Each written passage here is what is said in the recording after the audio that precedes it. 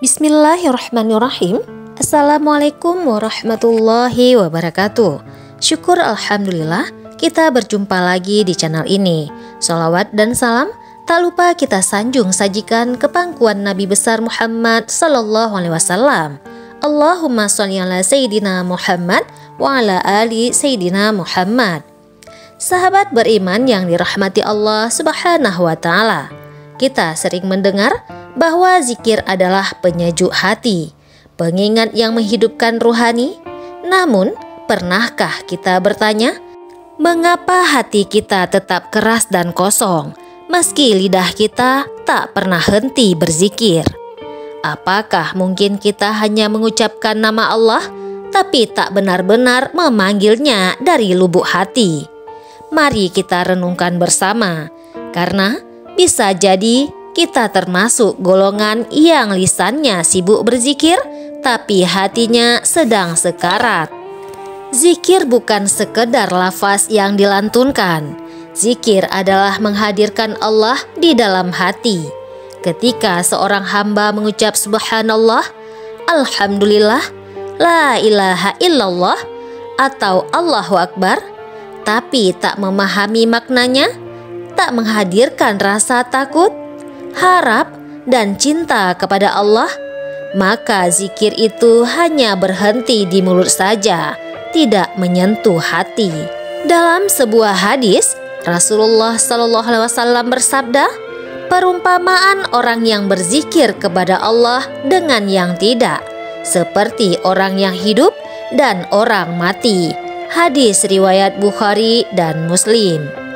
Zikir yang menghidupkan adalah zikir yang membuat hati takut berbuat dosa, rindu kepada Allah, dan tak ingin jauh darinya.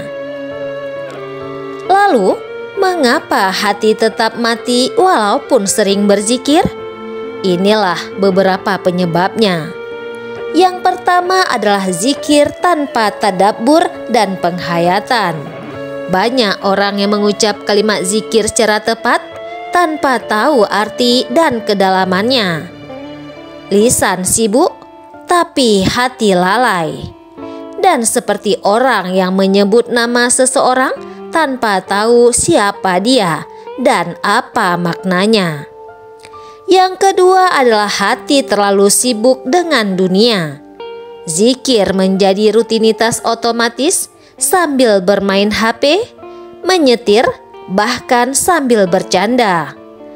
Tidak ada kekhusyukan dan hati terlalu penuh dengan urusan dunia hingga tak menyisakan ruang untuk Allah. Yang ketiga adalah dosa yang menumpuk dan tidak disucikan dengan bertaubat. Hati yang dipenuhi dengan maksiat adalah hati yang gelap. Semakin banyak dosa yang tidak diistighfari, maka semakin tebal hijab antara hati dan zikir itu sendiri. Dalam Al-Quran, Allah berfirman, sekali-kali tidak, bahkan apa yang mereka kerjakan itu telah menutupi hati mereka. Quran Surat Al-Mutaffifin ayat 14. Yang keempat adalah zikir bukan untuk Allah, tapi untuk rutinan sosial. Ada yang berzikir hanya agar terlihat religius. Zikir menjadi kebiasaan kelompok, bukan kedekatan pribadi kepada Allah. Hati tidak menikmati zikir, hanya tubuh yang bergerak mengikuti arus. Berikut ini adalah tanda-tanda hati yang mati, meski lisannya tetap berzikir. Yang pertama adalah tidak merasa sedih ketika lalai dari zikir. Yang kedua, tidak merasakan kenikmatan saat menyebut nama Allah. Yang ketiga, zikir terasa membosankan dan sangat berat untuk dilakukan. Yang keempat, tidak berubah akhlaknya meski sering berzikir. Yang kelima adalah tidak tersentuh saat mendengar ayat-ayat Allah. Jika kita mengalami ini, maka ini adalah peringatan. Mungkin hati kita sedang butuh pertolongan. Untuk menghidupkan kembali hati yang mati bisa dilakukan dengan beberapa cara. Cara yang pertama adalah perbaiki niat zikir. Berzikirlah bukan karena rutinitas, tapi karena rindu ingin dekat kepada Allah. Yang kedua adalah tadabbur makna zikir. Pahami arti zikir yang kita ucapkan, rasakan maknanya di dalam hati. Yang ketiga adalah perbanyak istighfar dan bertaubat. Bersihkan hati dari noda dosa. Zikir tak bisa menembus hati yang tertutup maksiat. Yang keempat adalah berzikir dengan hati, bukan hanya lisan. Hadapkan diri kita kepada Allah dengan penuh kesadaran, bukan sekadar suara.